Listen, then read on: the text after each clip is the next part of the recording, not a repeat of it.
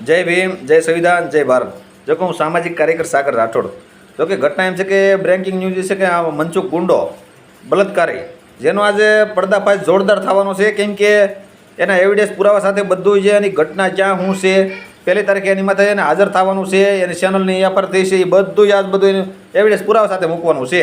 અને એના જે આ બધા પાગ્યા છે ને બધાય, આજે બધા ખહુરિયા અને દલાલો, આ બેસરો વીજ્યો સાઈજો બાડીઓ અને આ આવડો આ જીગો પ્લાસ્તરીઓ મજૂરીઓ, તમારે મજૂરી કરવા જવું પડે. સાગર રાઠોડનો વ્હાઇટ કલરનો ધંધો છે. સાગર રાઠોડનો લુગડાને ડાઘે ન પડે. સાગર રાઠોડને છે ને તમારે જેમ મજૂરીયા ન જવું પડે. તમને શેઠિયામાં અને મજૂરમાં તમને ખબર પડે ને, એમાં એટલી ખબર પડે કે એમાં શું હોય એ. એટલે તમે બધા મજૂરિયા છો અને તમારે છે ને સવારે જવું પડે અને નકર સાંજે તાવડી તમને ઊભી રહી જાય અને અમારે એ બી કાંઈ ફેર ન પડે.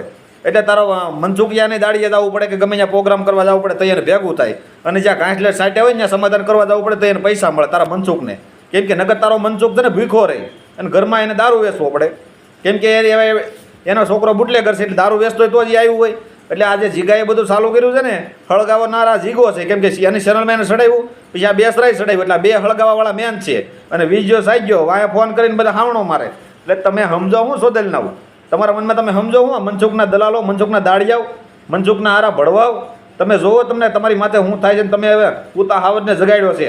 અત્યાર સુધી હું નહોતો બોલતો એટલે તમને એમ હતું કે અમારે એસ્ટોરી આ ખોલ છે ને આ બી ગયો એમ. તમારથી મારો આય ન બીવે, તમને ખબર નથી હજી. અને મારે છે ને તમે આખી જિંદગી ન રળું ને તો મારા બાપ દાદાની મારી એવી કમાણી છે કે અમે કામે ન જાય તો અમારું હાલે. અમારી ખેતીવાડીમાંથી અમારું છે ને રોટલા નીકળે અને અમારે જે કામે ન જવું પડે. તમારે જેમ સવારે દાડી ન ગોતવી પડે અને તમારે તેને ફજ્યાના લુખાવ તમારે દાડીયું ગોતવી પડે. તારા મનસુખને દલાલને હોય દાડી ગોતવી પડે. એ તને ખબર છે. અને સાગર રાઠોડની કોઈની મજૂરીએ ન જવું પડે. હા, જય ભીમ, જય સંવિધાન, જય ભારત.